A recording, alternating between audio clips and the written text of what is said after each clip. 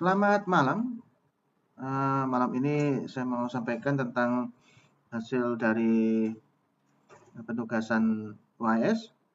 Setelah paparannya, selamat menyaksikan. Salam hormat dari saya, Pak Andi Sopala, SI 220101010080. Kami berharap Pak Noviantri sehat selalu dan lancar usahanya. Ya, selamat malam.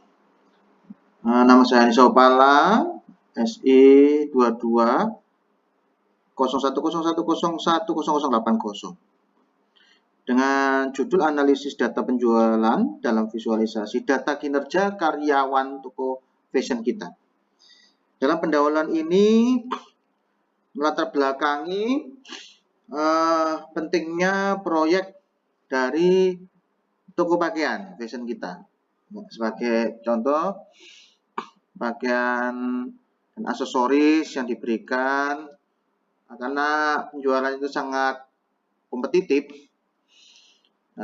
Karena itu perlu adanya analisa data untuk membantu mengidentifikasi produk yang terlaris, pola pembelian pelanggan. Jadi produk apa nih yang sedang in, kemudian pola pembelian pelanggan itu inginnya apa. Kemudian strategi penjualan itu sudah efektif atau tidak. Dengan analisa data, maka manajemen toko dapat mengambil keputusan berdasarkan fakta, bukan asumsi-asumsi. Ya, sehingga membuat sesat. Di sini fakta-faktanya adalah dikembalikan lagi. Toko pakaian ini, fashion ini punya masalah yang dipecahkan. Di sini bahwa produk pelanggan itu bagaimana, lalu perbedaan signifikan dari kinerja penjualan itu antar karyawan itu bagaimana. Jadi kinerjanya karyawan itu bagaimana. Kemudian trennya fashion itu dalam 1 bulan itu apa. Berikutnya promosi yang efektif dalam meningkatkan penjualan itu apa yang sepertinya produk unggulan itu yang akan dipromosikan itu seperti apa. Next, yang berikutnya ada pengaruh musim. Di sini katakanlah saya berada di Biak. Jadi musimnya itu musim Natalan loh. Jadi pakaian fashionnya seperti itu. Atau ada di daerah tertentu ya. Misal dia di Bali atau apa, fashionnya berarti di pantai ya. Demikianlah kalau membuat satu, kemudian terobosan ya tentang analisa tersebut ya. Kemudian hubungan antara masa kerja dan karyawan ini sangat menonjol karena akan mempengaruhi juga karir mereka dan kemampuan-kemampuan itu. Kemudian tujuan proyek, meningkatkan offset penjualan toko. Yang kedua, mengoptimalkan stok produk berdasarkan data penjualan. Next, berikutnya meningkatkan efisiensi program promosi.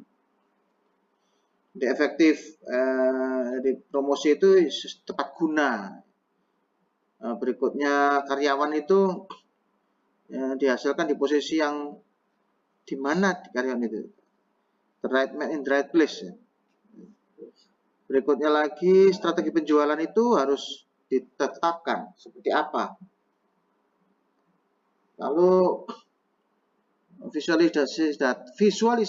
visualisasi data itu dalam mengambil keputusan yang bagaimana, dan karyawan yang berprestasi dan memerlukan peningkatan kinerja itu yang bagaimana. Artinya ada grade-nya, istilahnya karyawan teladan katakan, itu diberi penghargaan. Kalau karyawan yang tidak pernah masuk, tidak pernah masuk, itu dengan sanksi. Ada prestasinya, prestasi. Berikutnya adalah ruang lingkup. Di dalam ruang lingkup ini, data yang diambil adalah transaksi penjualan, data inventaris, data karyawan, dan pelanggan. Nah, data ini seperti di sini. Nah, ini datanya seperti ini. data lengkap, karyawan, masa kerja, pendidikan. Kemudian dan sarjana, SMA, diploma, sarjana. Andi katakanlah sarjana, Budi SMA, Caca diploma, jadi sarjana, Eka, dan seterusnya. Kemudian data karyawan tuku dengan nilai penjualan sekian. Nah, dia bisa menjual pakaian wanita, aksesoris, anak-anak. Dia dapat 2.500.000 Eka. Dia berhasil menjual istannya dia. Yang tertinggi 2.800.000 di toko E. Pakaian namanya Eka juga. Dan juga yang paling rendah 500.000 atas nama Pak Dedi di toko D dia. Nah, ya seperti itu. Kemudian berikutnya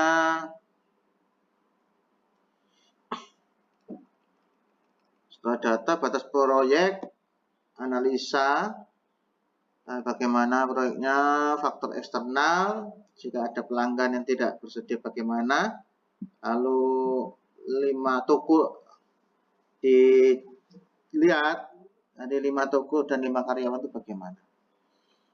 Artinya problem maupun prestasinya. Ini contoh perusahaan retail yang memiliki 5 toko dengan 50 karyawan. Namanya Fashion Kita. Tadi sudah saya sampaikan di linknya tersebut. Data karyawan maupun data penjualan. Langkah-langkah analisa adalah satu, pengumpulan dan pembersihan data. Di karyawan-karyawan itu data penjualan dibuat, diupload, kemudian dicek data yang hilang, aplikasi dan kesalahan lainnya, analisis statistik deskriptif. Nah, analisis ada 3, statistik deskriptif dan korelasi serta pengumpulan dan pembersihan data. Kalau analisis statistik deskriptif, tadi saya sampaikan pengumpulan dan pembersihan data, pengumpulan dan penjualan, ya, membersihkan data dengan nilai-nilai hilang. Kemudian analisis statistik deskripsi, menghitung rata-rata, yaitu median dan deviasi penjualan per karyawan, toko, kategori produk, bagaimana mengidentifikasi karyawan untuk toko yang kinerja penjualan tertinggi. Adapun analisa korelasi, mengukur hubungan masa kerja, pelatihan, dan tingkat pendidikan, menentukan apakah faktor-faktor mengaruhi pada penjualan. Dengan visualisasi data, ada grafik batang, grafik garis, grafik pencar, grafik batang. Nah, ini grafik batang seperti ini. Itu membandingkan penjualan dengan karyawan, menampilkan penjualan per produk. Dari Maret sampai ini contohnya, Maret sampai Juli. Kemudian grafik garis per bulan antara toko, ya, penjualan. Nah, seperti ini, baik Juni, Juli, Agustus, sesuaikan dari keinginannya itu sampai per 1, 2, 3, 5 bulan, bisa per 6 bulan, per 3 bulan, per 6 bulan, per 1 tahun. Diagram pencar seperti ini, masa kerja dengan penjualan pakaian. Bisa dicek seberapa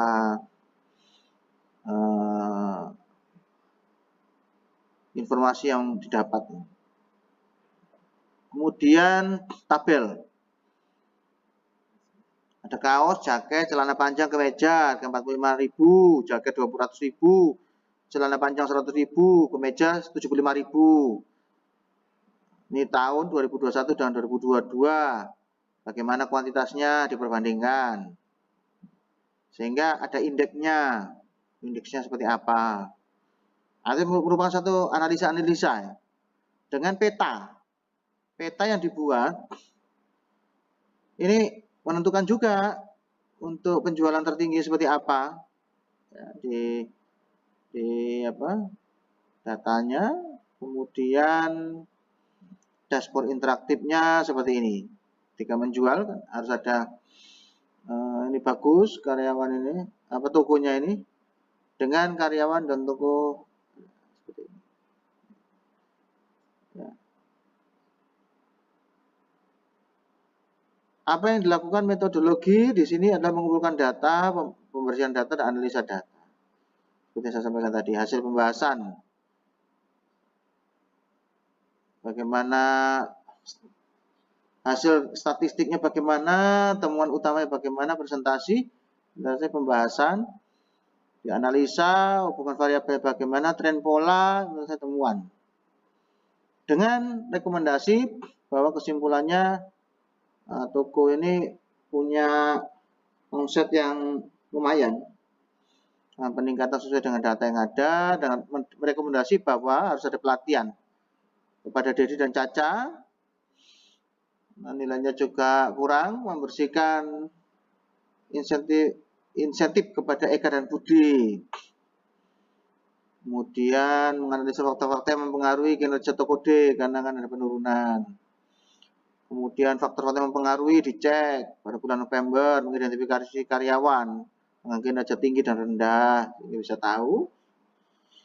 Menentukan faktor-faktor mengenai kinerja penjualan, ya, baik itu pelatihan, memberikan rekomendasi manajemen seperti pelatihan karyawan dengan kinerja rendah, insentif kepada yang berprestasi dikasih kinerja yang tinggi, bonus lah, mengoptimalkan penempatan karyawan berdasarkan keahliannya. Sarjana ya taruh tempatnya yang sesuai, SMA tempatnya sesuai, SMA ya SPG, kalau sarjana ya bagian konsep-konsep.